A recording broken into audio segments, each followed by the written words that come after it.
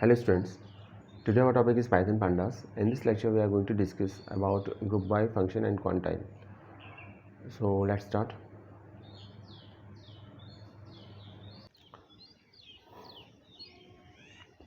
Students अभी तक हम डिफरेंट प्रोग्राम्स हमने किए हैं पाइथन पांडास से और पाइथन पांडास से रिलेटेड, चाहे वो सीरीज़ से हो या डेटा फ्रेम से रिलेटेड हो। तो उसमें दो बहुत इंपॉर्टेंट कॉन्सेप्ट आते हैं, एक तो ग्रुप बाई का और एक क्वांटाइल का। तो आज हम हालांकि इनको ऑलरेडी डिस्कस कर चुके हैं, पर जैसा कुछ स्टूडेंट्स ने बताया कि कुछ प्रॉब्लम है इसमें समझने में, अभी उतना क्लियर नहीं हुआ है, तो मुझे लगा कि एक बार और इसको क्लियर कर देना चाहिए। तो ये वीडियो में बेसिकली हम ग्रुप बाई फंक्शंस को और क्वांटाइल को कैसे निकाला जाता है, क्या मीनिंग होता है इसका, ये डिस्कस करेंगे। और आई होप अभी जो आपका डाउट है वो क्लियर हो जाएगा। तो सबसे पहले बात करते हैं ग्रुप बाई फंक्शन की। तो group by function is use to group rows that have same values. तो ग्रुप बाई फंक्शन को यूज़ क्यों करते हैं, यहाँ पर मैं आपको एक बात क्लियर कर देता हूँ। आपने ग्रुप बाई एसक्यूएल में पढ़ा होगा, और जैसा काम एसक्यूएल में होता है ग्रुप बाई फंक्शन का, सेम वर्क आपका होता है पाइथन पांडास के अंदर। तो यहाँ ग्रुप बाई का काम ये है कि ये डिफरेंट रोज़ को जिनकी सेम वैल्यूज़ हो, ठीक है, उनका एक ग्रुप क्रिएट कर देता है।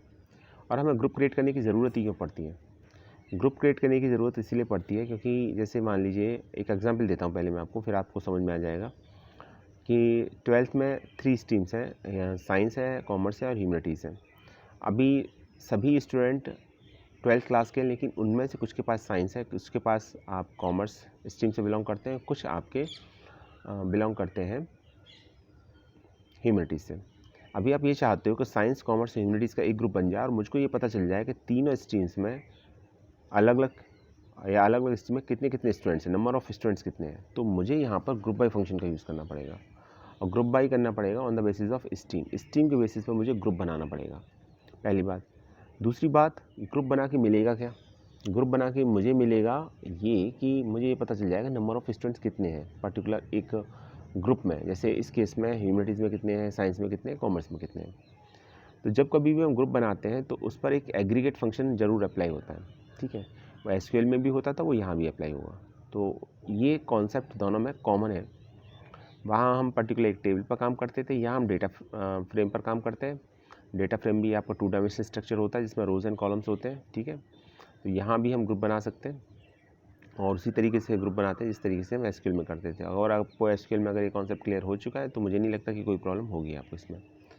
अब यहाँ पर एक क्वेश्चन ये आता है कि एग्रीगेट फंक्शन क्या होते हैं। एग्रीगेट फंक्शंस वो फंक्शंस होते हैं बेसिकली जो मल्टीपल वैल्यूज़ पर वर्क करते हैं, लेकिन आउटपुट एक सिंगल आउटपुट जनरेट करते हैं। जैसे मैंने आपसे सम निकालने के लिए बोला, तो आप सम निकालने के लिए मैं मल्टीपल वैल्यूज़ आपको प्रोवाइड कराऊंगा और आप उसको ऐड करने के बाद एक सिंगल वैल्यू, एक सिंगल रिजल्ट आप प्रोवाइड कराएंगे। तो सम एक हम कह सकते हैं एग्रीगेट फंक्शन है। इसी तरीके से काउंट एक एग्रीगेट फंक्शन है जो बेसिकली वैल्यूज़ को काउंट करता है, टोटल नंबर ऑफ़ वैल्यूज़ को काउंट करता है। जैसे इस केस में जो भी मैंने एग्जांपल दिया, इसमें नंबर ऑफ़ स्टूडेंट्स को काउंट किया गया है, ठीक है, कि नंबर ऑफ़ स्टूडेंट्स कितने हैं। और मोस्ट ऑफ द टाइम आप देखेंगे कि काउंट फंक्शन ही यूज़ होता है ग्रुप बाई के साथ। फिर है मिन और मैक्स, ये मिनिमम वैल्यू और मैक्सिमम वैल्यू निकालने के लिए किए जाते हैं। फॉर एग्जांपल मेरे पास एक ग्रुप ऑफ डेटा है जिसमें मैं मिनिमम वैल्यू फाइंड आउट करना चाहता हूँ कि मिनिमम वैल्यू कितनी है। जैसे स्टूडेंट्स के मार्क्स ही निकालना चाहता हूँ, तो ये पता करना चाहता हूँ ह्यूमैनिटीज़ में मिनिमम मार्क्स कितने हैं, ठीक है, कॉमर्स में मिनिमम मार्क्स कितने हैं, साइंस में मिनिमम मार्क्स कितने हैं। तो वहाँ मैं मिन फंक्शन यूज़ करूँगा। और उसी तरीके से अगर मुझे मैक्सिमम वैल्यू पता करनी है तो फिर मैक्स फंक्शन को यूज़ किया जाएगा। और एक होता है मीन का मतलब होता है एवरेज। अगर मुझे एवरेज वैल्यू फाइंड आउट करनी है तो फिर मैं मीन निकालूंगा। तो ये एग्रीगेट फंक्शन, जब कभी भी आप ग्रुप बाई फंक्शन यूज़ करोगे तो एग्रीगेट फंक्शन आपको जरूर देखने को मिलेगा। एग्रीगेट फंक्शन उसमें डेफिनेटली आपको ग्रुप बाई के फंक्शन के साथ यूज़ करना है, पहली बात। दूसरी बात ये हो गई कि बाय डिफ़ॉल्ट जो होता है, अगर आप एग्रीगेट फंक्शन यूज़ नहीं करोगे तो बाय डिफ़ॉल्ट मीन होता है, ठीक है। तो ये है आपका ग्रुप बाई के बारे में। आई थिंक अभी थ्योरी तो क्लियर होगी आपको, कॉन्सेप्ट समझ में आ चुका होगा। तो मैं समराइज़ करता हूँ। ग्रुप बाई का मतलब होता है ग्रुप बनाना। और ग्रुप क्यों बनाते हैं? ग्रुप बनाते हैं हम सेम ऐसी रोज़ का जिनके पास सेम वैल्यूज़ हो, तब हम ग्रुप बनाएंगे। और ग्रुप के साथ हमेशा एग्रीगेट फंक्शन काम करते हैं, और एग्रीगेट फंक्शन होते हैं काउंट, सम, मिन, मैक्स, मीन, ये एग्रीगेट फंक्शन होते हैं। और इसका कॉन्सेप्ट काफ़ी हद तक जो एसक्यूएल का आपने पढ़ा था group by function, group by clause, उससे आपको मिलता जुलता है। अब तो उसमें कोई ज़्यादा डिफरेंस है नहीं। अब इस पूरे प्रोसेस को जो ग्रुप बाई का है, हम उसे split apply and combine process बोलते हैं। स्प्लिट अप्लाई और कंबाइन प्रोसेस क्यों बोलते हैं? क्योंकि ये जितना भी पूरा काम है ग्रुप बाई का, जितना भी है वर्क है, उसको हम 3 प्रोसेस में डिवाइड कर सकते हैं। पहला होता है स्प्लिट। स्प्लिट का करने का मतलब है जो डेटा दे रखा है, पहले आपको उसको स्प्लिट करना है, ठीक है, क्राइटेरिया के बेसिस पर। जैसे अभी मैंने कहा कि मेरे पास नंबर ऑफ़ स्टूडेंट्स हैं, अलग अलग स्ट्रीम से बिलोंग करते हैं, तो अब उन स्टूडेंट को मुझे स्ट्रीम वाइज डिवाइड करना है कि कितनों के पास कॉमर्स है, कितनों के पास ह्यूमैनिटीज़ है, कितनों के पास साइंस है, ठीक है। तो एक कॉमन जो क्राइटेरिया होगा या सेम क्राइटेरिया होगा, उसके बेसिस पर मैं इसको स्प्लिट करूँगा डेटा को। तो पहले आपके पास क्राइटेरिया होना चाहिए कि जिस क्राइटेरिया को आप अप्लाई करते हो, ग्रुप बनाना चाह रहे हो, तो पहले आपके पास क्राइटेरिया होगा। उस क्राइटेरिया, तो वो क्राइटेरिया के लिए क्राइटेरिया को हम डेटा पर अप्लाई करते हैं और डेटा को स्प्लिट करते हैं डिफरेंट कैटेगरीज में। So the first is split, then is apply. Apply का मतलब यहाँ पर क्राइटेरिया अप्लाई करने से नहीं है, यहाँ पर मतलब है इसका एग्रीगेट फंक्शन को अप्लाई करने का। आपने क्राइटेरिया तो बना दिया और स्प्लिट कर दिया, अब आपको क्या करना है, ठीक है, अब आपको करना ये है कि आपको अब एग्रीगेट फंक्शन अप्लाई करना है कि आप जो आपने ग्रुप बनाया है, उस ग्रुप पर आप काम क्या करना चाहते हो। काउंट करना चाहते हो, सम निकालना चाहते हो, मिन निकालना चाहते हो, मैक्सिमम वैल्यू निकालना चाहते हो, एवरेज निकालना चाहते हो, क्या करना चाहते हो। जो आपने ग्रुप बनाया उस पर कोई एक ऑपरेशन तो परफॉर्म करोगे, कोई एक एग्रीगेट फंक्शन लगाओगे, और तो उस एग्रीगेट फंक्शन को फिर हमें अप्लाई करना होता है। अभी मैंने थोड़ी देर पहले बताया भी था आपको कि जब कभी भी ग्रुप बाय फंक्शन यूज़ होगा तो उसके साथ एग्रीगेट फंक्शन जरूर यूज़ होगा, डेफिनेटली यूज़ होगा उसके साथ। तो अभी सेकंड पार्ट को कहा जाता है अप्लाई एंड देन कंबाइन। आपने अप्लाई कर दिया, तो आपने पहले क्राइटेरिया डिसाइड किया, क्राइटेरिया के बेसिस पर आपने डेटा को स्प्लिट कर दिया, देन आपने इसके बाद एग्रीगेट फंक्शन को लगा दिया, और उसके बाद आप थर्ड काम क्या करेंगे, the group are combined together to create the result of data frame. एक बार जब आपने एग्रीगेट फंक्शन लगा दिया तो फिर आप ओवरऑल डेटा को कंबाइन करेंगे, ठीक है, और उसके थ्रू जो डेटा निकलेगा वो आपका रिजल्ट होगा आपका। तो फिर मतलब आपने एग्रीगेट फंक्शन को भी अप्लाई कर दिया, फिर आपको फाइनल रिजल्ट आपको फाइनल रिजल्ट निकालना होगा इसमें। तो इसको बोला जाता है स्प्लिट अप्लाई एंड कंबाइन। पहले स्प्लिट करते हैं, ब्रेक करते हैं डेटा को, फिर एग्रीगेट फंक्शन लगाते हैं, और एग्रीगेट फंक्शन लगाने के बाद जब डेटा मिल जाता है तो फिर उसे कंबाइन करते हैं। तो ये बेसिकली 3 डिफरेंट पार्ट्स में डिवाइड होता है। आई होप समझ में आ चुका होगा आपको। चलिए आगे चलते हैं। एक प्रोग्राम के थ्रू इसको समझाने की कोशिश की गई है ग्रुप बाई को। तो हमने क्या काम किया है, हमने लाइब्रेरी ली है, एक पांडास ले ली है और एक नमपाई। डेटा फ्रेम के लिए पांडास को लिया गया है और कैलकुलेशन के लिए नमपाई को लिया गया है। सबसे पहले एक डेटा फ्रेम क्रिएट कर लेते हैं। डी नेम से एक डेटा फ्रेम क्रिएट करते हैं डिक्शनरी के थ्रू जनरली हम। तो पहले डिक्शनरी क्रिएट करनी पड़ेगी हमको। तो हमने डिक्शनरी ले ली, और डिक्शनरी इस तरीके से लेंगे हम कि उसमें हम ग्रुप बना सकें, ठीक है। जैसे मैंने एक कॉलम लिया नेम, अगर मुझे कॉलम नेम लेना है तो नेम को की बनाऊंगा डिक्शनरी के अंदर, ठीक है, क्योंकि पहले हम डिक्शनरी बनाएंगे, डिक्शनरी को फिर हम डेटा फ्रेम में कन्वर्ट करेंगे, और जब डिक्शनरी डेटा फ्रेम में कन्वर्ट होती है तो जो डिक्शनरी की कीज़ होती हैं वो डेटा फ्रेम के कॉलम का काम करती हैं। तो ये हम सबको पता है। तो अभी जैसे इसमें नेम है, तो नेम लिया अमन पुनीत विशाल, अमन पुनीत विशाल। अब ये रिपीट हो रहा है, तो अमन एक से ज़्यादा है, तो अमन नाम के स्टूडेंट का एक ग्रुप बन सकता है, पुनीत नाम के स्टूडेंट का एक ग्रुप बन सकता है, विशाल नाम के स्टूडेंट का एक ग्रुप बन सकता है, ठीक है, ये ग्रुप बन सकता है यहाँ पर। तो इस तरीके से ये वैल्यू ली गई है। इसी तरीके से फिर एग्ज़ाम लिया गया। तो एग्ज़ाम में देखिए semester 1 semester 1 semester 1 semester 1 semester 1 semester 1 then semester 2 semester 2। तो यहाँ भी ग्रुप बना सकते हो आप on the basis of exam. फिर सब्जेक्ट में अभी रिपीटिशन है तो वहाँ भी आप ग्रुप बना सकते हो, ठीक है। स्कोर दे रखा है, तो कैलकुलेशन करने के लिए कुछ चाहिए था हमको, क्योंकि एग्रीगेट फंक्शन कहीं तो अप्लाई होगा आपका, तो एग्रीगेट फंक्शन अप्लाई होगा आपका स्कोर पर। बाकी और कहीं जगह एग्रीगेट फंक्शन अप्लाई हो ही नहीं सकता, ठीक है, क्योंकि आप एग्रीगेट फंक्शन में क्या करते हैं, एग्रीगेट फंक्शन में आप सम निकालते हैं, मिन निकालते हैं, मैक्स निकालते हैं, एवरेज निकालते हैं, मीन निकालते हैं, और एक काउंट होता है। तो ये सभी ऑपरेशन स्कोर पर अप्लाई हो जाएंगे। काउंट तो लगा सकते हैं, और ऊपर सब पर काउंट सब पर अप्लाई हो जाएगा, लेकिन बाकी जो एग्रीगेट फंक्शन है वो सिर्फ स्कोर पर ही अप्लाई होंगे। तो अभी हमको डेटा फ्रेम बनाना है, तो हमने फिर लिखा D F equal to P D dot data frame D comma column, ठीक है। अब यहाँ पर हम डेटा फ्रेम बनाने जा रहे हैं, किसकी हेल्प से, डेटा फ्रेम बनाने जा रहे हैं हम डिक्शनरी की हेल्प से। डिक्शनरी का नाम है डी, तो हम लिखेंगे D F equal to P D dot data frame D as a parameter value pass करेंगे, और फिर हमने लिखा कॉलम्स, ये पैरामीटर है, तो यहाँ हम कॉलम्स के नेम देंगे। कॉलम्स के नेम वही देंगे जो हमारी कीज़ हैं। नेम दे दिया, एग्ज़ाम दे दिया, सब्जेक्ट दे दिया, स्कोर दे दिया। अब आप कहेंगे कि सर जब कीज़ ऑलरेडी आपकी कन्वर्ट हो जाती हैं, आपके कॉलम नेम बन जाते हैं डेटा फ्रेम में, तो हमको कॉलम मेंशन करने की ज़रूरत क्या है? कॉलम मेंशन करने की ज़रूरत ये है कि अगर आप यहाँ पर कॉलम मेंशन नहीं करोगे तो जो कॉलम्स का ऑर्डर है वो कुछ भी हो सकता है पहले एग्ज़ाम आए बाद में नेम आए, तो उसे फिक्स करने के लिए हमको यहाँ पर ऑर्डर बताना होगा। ठीक है, पहली बात। दूसरी बात ये कि अगर आप ये चाहते हैं कि डेटा फ्रेम में किसी को अवॉइड करना चाहते हैं, मान लीजिए कोई डिक्शनरी का पार्ट है, मान लीजिए कोई की, लेकिन उस की को आप डेटा फ्रेम में नहीं लाना चाह रहे, तो उसको मत लिखिए यहाँ कॉलम में, तो फिर वो डेटा फ्रेम का पार्ट नहीं बनेगा। लेकिन यहाँ पर तो इस केस में 4 कीज़ थी, सभी को हमने ले लिया गया और एक ऑर्डर बता दिया। यहाँ मकसद सिर्फ इतना है कि हम एक ऑर्डर डिसाइड कर सकें कि पहले नेम आएगा, फिर एग्ज़ाम, फिर सब्जेक्ट, देन स्कोर। यहाँ हमने डेटा फ्रेम को प्रिंट कर दिया और डेटा फ्रेम को प्रिंट करने के बाद लास्ट में मैंने मैसेज के साथ प्रिंट किया है, print data frame is print DF, data frame print हो जाएगा। अभी तक ग्रुप बाई से रिलेटेड कोई टास्क नहीं किया, अभी तो सिर्फ एक हमने डेटा फ्रेम बनाया और इस तरह से बनाया है कि उसमें जो वैल्यूज़ हों वो रिपीटेड हों। ठीक है, ताकि हम ग्रुप बनाने में हमें आसानी हो। जैसे हम नेम के बेसिस पर ग्रुप बना सकते हैं, सब्जेक्ट के बेसिस पर ग्रुप बना सकते हैं। ठीक है, तो इस तरीके से एक डेटा फ्रेम को लिया गया।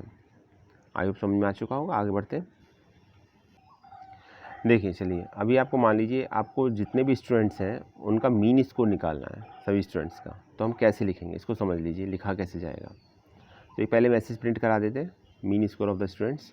/n का मतलब होता है नेक्स्ट लाइन, एक लाइन छोड़ के ये मैसेज प्रिंट होगा। A1 is equal to, A1 से मैंने रिप्रेजेंट करना है मीन को, तो A1 is equal to DF। DF क्या है? आपका डेटा फ्रेम। ठीक है, किस पर अप्लाई करना है आपको? स्कोर का मीन निकालना है, तो हम लिखेंगे DF स्कोर। कॉलम को हमेशा स्क्वायर ब्रैकेट के अंदर लिखते हैं और कॉलम का नेम चूँकि एक स्ट्रिंग होता है इसलिए सिंगल कोट्स के अंदर लिखेंगे। तो DF स्कोर पर हम अप्लाई कर रहे हैं। डॉट ग्रुप बाई फंक्शन का नेम है।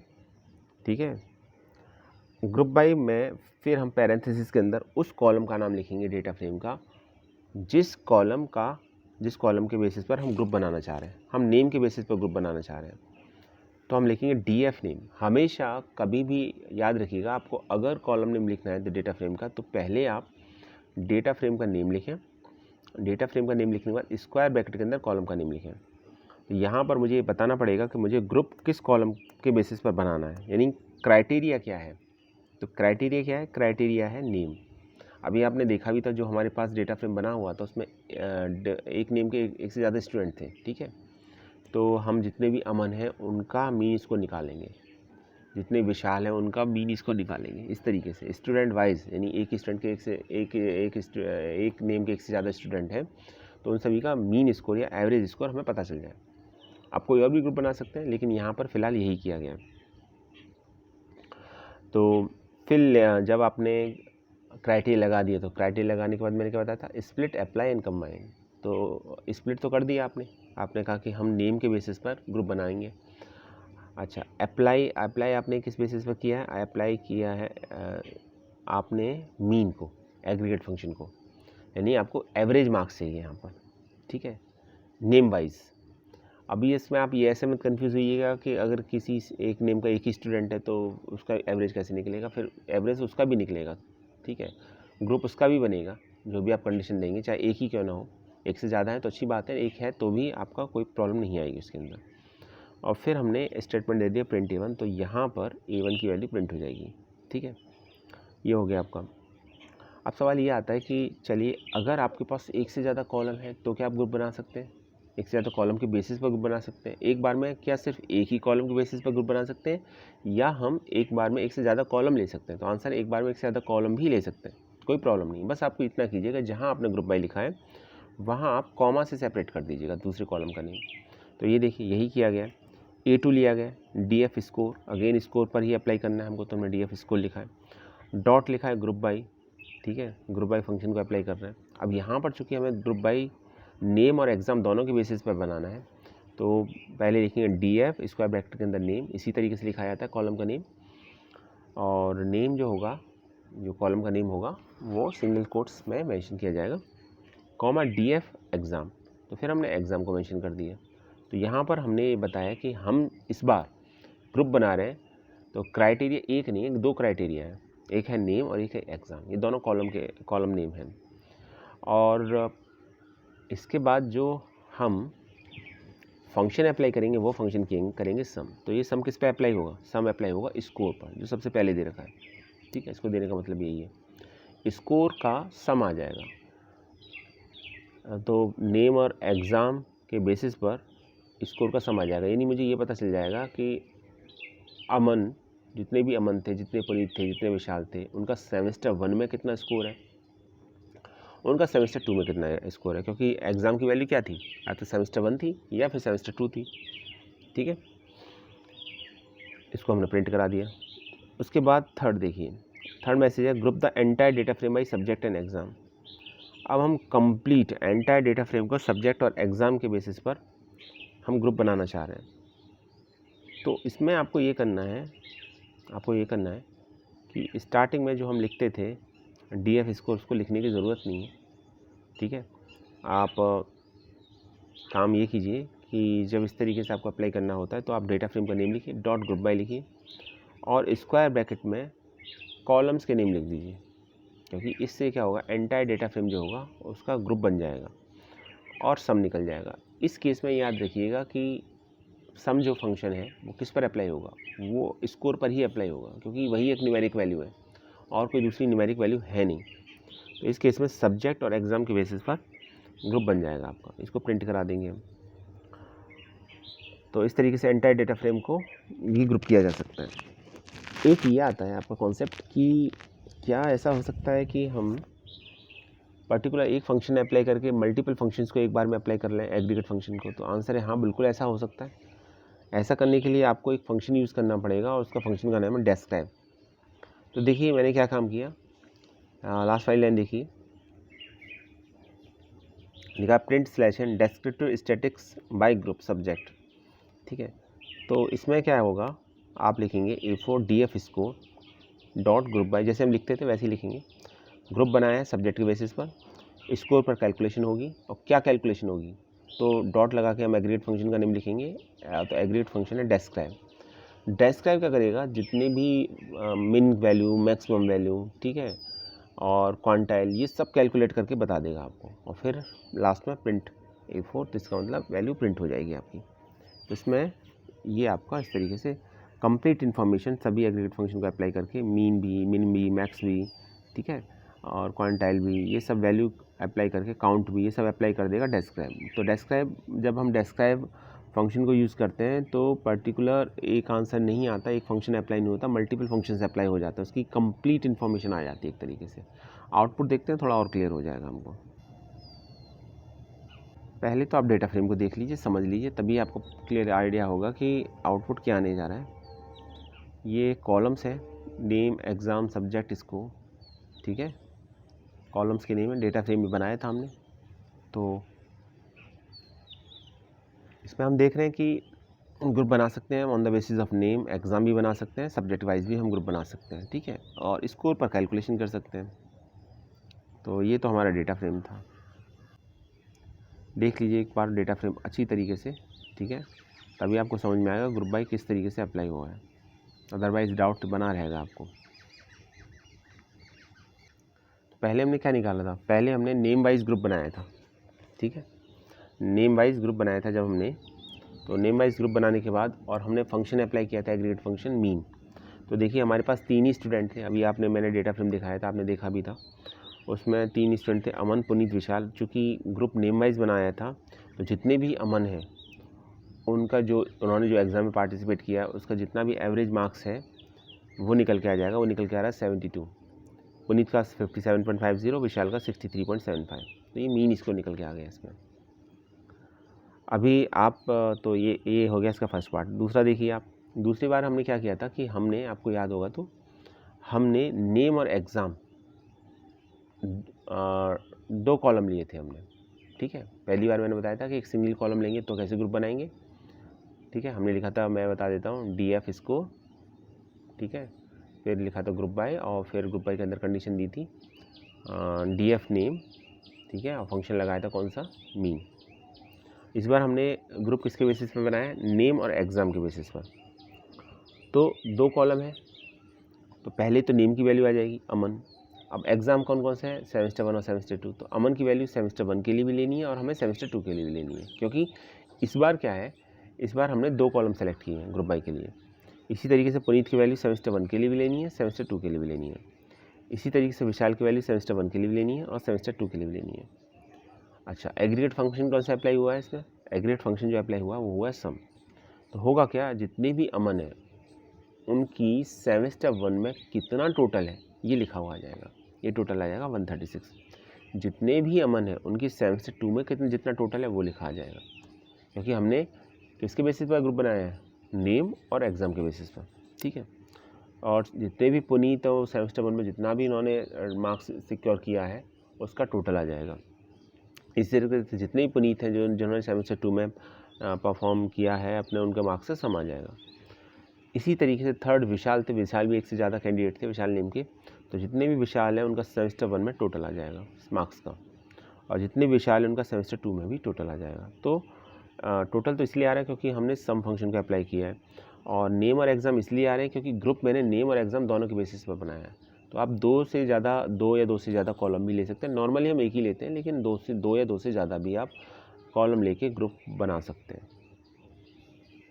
क्लियर हुआ, आगे चलते हैं।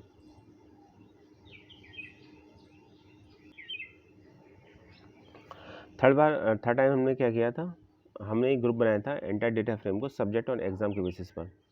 तो देखिए अब इस बार हमने सब्जेक्ट और एग्ज़ाम के बेसिस पर लिया है। अभी से थोड़ी देर पहले हमने क्या लिया था, हमने लिया था नेम और एग्ज़ाम के बेसिस पर। इस बार नेम और एग्ज़ाम के बेसिस पर ना लेके हमने सब्जेक्ट और एग्ज़ाम के बेसिस पर लिया है, और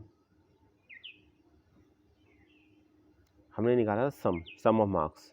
ठीक है, तो मैथमेटिक्स में सेमेस्टर 1 में टोटल मार्क्स हैं आपके 164। इसी तरीके से मैथमेटिक्स में सेमेस्टर 2 में टोटल मार्क्स हैं 190। साइंस में सेमेस्टर 1 में मार्क्स हैं टोटल 182, और साइंस में सेमेस्टर 2 में मार्क्स हैं 237। तो हमने यहाँ पर जो ग्रुप बनाया है वो ग्रुप बनाया है सब्जेक्ट और एग्ज़ाम के बेसिस पर। फंक्शन जो लगाया था वो लगाया था सम। तो सभी सब्जेक्ट्स का सेमेस्टर वाइज जितना भी टोटल कैलकुलेट होकर आएगा वो सभी डिस्प्ले हो जाएगा स्क्रीन पर, आपकी आउटपुट में डिस्प्ले हो जाएगा। तो ये था हमारा थर्ड। इसके बाद हमने कहा था कि हम डिस्क्रिप्टिव स्टैटिक्स देखेंगे, तो हमने डिस्क्राइब फंक्शन यूज़ किया था। तो डिस्क्राइब फंक्शन से यूज़ करने से क्या होता है ज़रा उसको भी देख लेते हैं। तो डिस्क्राइब जब हमने फंक्शन अप्लाई किया था तो हमने ग्रुप बनाया था सब्जेक्ट के बेसिस पर, और फंक्शन लगाया था हमने काउंट, नहीं फंक्शन तो हमने नहीं लगाया, हमने डिस्क्राइब लगाया था। ठीक, फंक्शन डिस्क्राइब लगाया था, लेकिन ग्रुप बनाया था हमने सब्जेक्ट के बेसिस पर। तो subject wise total information display हो जाएगी। सब्जेक्ट हमारे कितने थे, जैसे मैथ था, मैथमेटिक्स, तो मैथमेटिक्स में डिस्क्राइब जो फंक्शन जो हमने अप्लाई किया है, ठीक है, ग्रुप किया था सब्जेक्ट के बेसिस पर, तो जितने भी सब्जेक्ट्स हैं subject wise total information display हो जाएगी, यानी डिस्क्राइब फंक्शन अप्लाई हो जाएगा उस पर। तो डिस्क्राइब फंक्शन क्या देगा हमें, डिस्क्राइब हमें टोटल नंबर ऑफ वैल्यूज़ देगा काउंट के थ्रू। तो लिखा हुआ काउंट, तो टोटल 6 वैल्यूज़ हैं, तो 6 रोज़ है, ठीक है, तो ये काउंट करके दे रहा है। फिर देगा मीन, तो उसने एवरेज निकाल के दे दिया। फिर दे दिया STD, standard deviation. Standard deviation कल ही बताया था वीडियो में मैंने आपको कैसे निकाला जाता है, तो यहाँ पर स्टैंडर्ड डेविएशन भी दे दिया आप यहाँ पर कि स्टैंडर्ड डेविएशन कितना आ रहा है। फिर आ रहा है मिन, तो मिनिमम वैल्यू दे दी। मिनिमम वैल्यू मैथमेटिक्स में मिनिमम मार्क्स कितना है 42। फिर आ रहा है मैक्स में मार्क्स कितना है 85। बीच में आप देखेंगे 25%, 50%, 75% ये है। इसको क्या बोलते हैं, इसको बोलते हैं क्वांटाइल। तो ये क्वांटाइल है, इसका मतलब ये है कि कितना डेटा ऐसा है जो 25% से बिलो है। 25% का मतलब ये है कितना डेटा ऐसा है जो 50% से बिलो है, और कितना डेटा ऐसा है जो 75% से बिलो है। तो ये आपका ये दिखाता है आपका क्वांटाइल को, तो क्वांटाइल की इन्फॉर्मेशन भी हो जाएगी। तो जब हम डिस्क्राइब करते हैं तो हमें मिन, मैक्स, काउंट, ठीक है, स्टैंडर्ड डेविएशन, मीन और क्वांटाइल, ये इन्फॉर्मेशन डिस्प्ले होती है। तो डिस्क्राइब फंक्शन से हमें कंप्लीट इन्फॉर्मेशन मिल जाती है। फिर इसी तरीके से साइंस का निकलेगा, तो साइंस का भी निकाला हुआ है, काउंट, मीन, स्टैंडर्ड डेविएशन, मिन, ठीक है, ये सभी आपका साइंस का भी निकल के आ गया आपका। तो ये कंप्लीट इन्फॉर्मेशन हो जाएगी। एक सेकेंड, थोड़ा सा इस कॉन्सेप्ट को भी पढ़ लेते हैं। क्वार्टाइल्स को देखिए लिखा हुआ है, quartiles are the values that break up the data set into quarters. तो डेटा सेट को क्वार्टर्स में जो डिवाइड करते हैं, 4 पार्ट्स में डिवाइड करते हैं, इसको क्वार्टाइल्स बोला जाता है। और जो फर्स्ट क्वार्टाइल होता है ये क्या होता है, ये वो पॉइंट होता है जिसके नीचे विच है quarter of the data lie, 25% data lie करता है। इसको कभी कभी लोअर क्वार्टाइल भी बोला जाता है, जिसको अभी हम थोड़ी देर पहले निकाल लेते 25%, तो इसको लोअर क्वार्टाइल बोलेंगे। तो ये बताएगा कि ओवरऑल डेटा का 25% कितना डेटा ऐसा है जो 25% से नीचे बिलो करता है आपका। नेक्स्ट आता है second quartile. Second quartile is the point below which half of the data lies, जिसके नीचे 50% डेटा लाई करता है, उसको हम सेकंड क्वार्टाइल बोलते हैं। और इसको मीडियन भी बोला जाता है, कहीं कहीं इसे मिडिल क्वार्टाइल भी लिखा जाता है। तो मीडियन, मिडिल क्वार्टाइल, ठीक है, या सेकंड क्वार्टाइल, इस तरीके से याद कर लीजिएगा इसको। तीनों में से कोई भी एक वर्ड यूज़ किया जा सकता है। थर्ड आता है थर्ड क्वार्टाइल। थर्ड क्वार्टाइल का मतलब है ऐसा पॉइंट जिसके नीचे 3/4 ऑफ द डेटा लाई करता है, यानी 3/4 डेटा, यानी 75% डेटा लाई करता है। अभी मैंने दिखाया था ना, अभी हमने डेस्क्राइब फंक्शन यूज़ किया था, 75% दिखा रहा था, तो क्वार्टाइल दिखा रहा था जो ये बता रहा था कि 75% डेटा से 75% डेटा कितनी वैल्यूज़ हैं आपकी जो 75% से डेटा नीचे लाई करता है। तो बेसिकली जो क्वांटाइल्स होते हैं वो कट पॉइंट्स होते हैं जो सिंपल डेटा सेट को सब ग्रुप्स में डिवाइड करते हैं। याद रखिएगा, quantiles are the cut points, ये क्वांटाइल्स कट पॉइंट होते हैं। तो जैसे 0.25 या 25%, 0.50 या 50%, 0.75 या 75%, तो ये बताते हैं कि इतना डेटा इसके नीचे इतना डेटा इससे नीचे बिलोंग करता है आपका। तो जैसे अगर आपसे ये कहा जाए द 0.20 क्वांटाइल इक्वल टू 5, आपसे ये कहा जाए कि 0.20 क्वांटाइल 5 के इक्वल है, तो इसका क्या मतलब, इसका मीनिंग है कि 20% of the all observation are less than equal to 5, यानी सभी ऑब्जर्वेशन का 20% आपका 5 से लेस है या 5 के इक्वल है। ठीक है, इसमें अपर वैल्यू भी इंक्लूड होती है, यानी हम 25% अगर कह रहे हैं 25% ऑफ द क्वांटाइल, इस केस में 0.20 है या 20% है, तो 20% वैल्यू भी इंक्लूड होगी, और बाकी जो होगी इस केस में 80% वो ऑब्जर्वेशन ग्रेटर देन 5 होगी इस केस के अंदर। तो ये क्वांटाइल का कॉन्सेप्ट था, हम ऑलरेडी इसको वीडियोस में डिस्कस कर चुके हैं, आपको समझा चुके हैं। लेकिन यहाँ पर चूँकि एक ये फंक्शन यूज़ हुआ था डेस्क्राइब, तो describe function basically complete information देता है, काउंट देता है, मिन देता है, मैक्स देता है, मीन और क्वांटाइल, वो भी 25%, 50%, 75%, तो कंप्लीट इन्फॉर्मेशन देता है। तो अगर आपको कंप्लीट इन्फॉर्मेशन चाहिए तो ग्रुप बाय के साथ आप डेस्क्राइब फंक्शन को यूज़ करेंगे। याद रखिएगा डेस्क्राइब फंक्शन, नॉर्मली हम काउंट, सम, मिन, मैक्स, मीन ये सब फंक्शन यूज़ करते हैं, लेकिन आप डेस्क्राइब फंक्शन को भी यूज़ कर सकते हैं।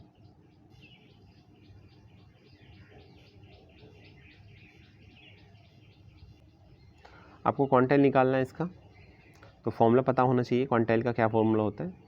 फॉर्मूला लिख लीजिए आप चाहे तो, आपको नहीं पता है तो। Q1 होता है n+1 divide by 4th item, Q2 होगा n+1 divide by 2th item, और Q3 होगा 3 into n+1 divide by 4th item. तो इससे पता चल जाएगा कि आपका Q1, Q2, Q3 क्या है। यहाँ पर Q1 है आपका लोअर क्वार्टाइल, Q2 है आपका मीडियन या सेकेंड क्वार्टाइल, और Q3 है आपका अपर क्वार्टाइल।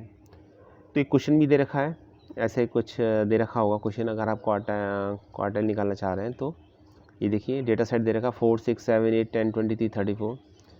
सबसे पहले आपको जो डेटा सेट में वैल्यू दे रखी होती है उनको इंक्रीजिंग ऑर्डर में अरेंज करना होता है। दे रखा है ऑलरेडी तो बहुत अच्छी बात है, जैसे इस क्वेश्चन में दे रखा है। नहीं दे रखा होता तो हम उनको इंक्रीज़ करते हैं। उसके बाद हम फॉर्मूले में वैल्यू अप्लाई करेंगे। यहाँ पर ये मैं आपको क्लियर कर दूँ कि n का मतलब टोटल नंबर ऑफ टर्म्स है, तो टोटल नंबर ऑफ टर्म्स को काउंट कर लेंगे। इसमें अगर आप काउंट करेंगे तो 4 हो जाएगा 1, 6 2, 7 3, 8 4, 10 5, 23 6 और 34 7, तो टोटल 7 टर्म्स हैं, तो n की वैल्यू 7 हो जाएगी। बाकी फॉर्मूला आपको पता ही है, तो फॉर्मूले में अप्लाई कर देंगे। Q1 equal to n+1 divide by 4th item, ठीक है। तो इसका मतलब 7+1 divide by 4, it means 8 divide by 4। 8 divide by 4 कितना होता है, 8 डिवाइड बाई 4 होता है आपका 2। तो सेकंड आइटम, सेकंड नंबर पर कौन सा आइटम है, 6, तो 6 हो जाएगा लोअर क्वार्टाइल, ठीक है। इसी तरीके से मीडियन निकालेंगे। मीडियन के लिए फॉर्मूला है n+1 डिवाइड बाई 2। Q1 में n+1 डिवाइड बाई 4 होता है और Q2 में n+1 डिवाइड बाई 2 होता है, ठीक है। तो n की value 7+1 divide by 2, it means 8 divide by 2, it means 4th item. 4th number पर कौन सा आइटम है, कौन सा वैल्यू है, 4 6 7 8, ठीक है, 8 है। देखिए डेटा सेट देखिए, फर्स्ट पर है 4, सेकंड पर है 6, थर्ड पर है 7 और फोर्थ पर है 8, तो 8 हो जाएगा। तो 8th हो जाएगा 4th item, it means median हो जाएगी आपका 8, मीडियन निकालिए आपने। इस तरह से आप मीडियन भी निकाल सकते हैं, ठीक है। थर्ड है फिर आपका अपर क्वार्टाइल। अपर क्वार्टाइल देखिए, अपर क्वार्टाइल के लिए फॉर्मूला है 3 × n + 1 / 4। तो n की वैल्यू है 7, 7 + 1 / 4 मीन्स 8 / 4, 8 / 4 × 3 यानी 3 × 2 इस मीन 6 प्लेस पर कौन सा है 23, तो 23 हो जाएगा आपका अपर क्वार्टाइल। तो ये था स्टूडेंट्स आज का हमारा वीडियो। आई होप आपको समझ में आ चुका होगा। आप थोड़ा सा प्रैक्टिस और कीजिए और ग्रुप वाइज फंक्शन को एक बार बुक से और पढ़ने की कोशिश कीजिए, समझिए उसमें, और क्वेश्चन हो सके तो क्वेश्चन अटैम्प्ट कीजिए इसके। Thanks for watching this video.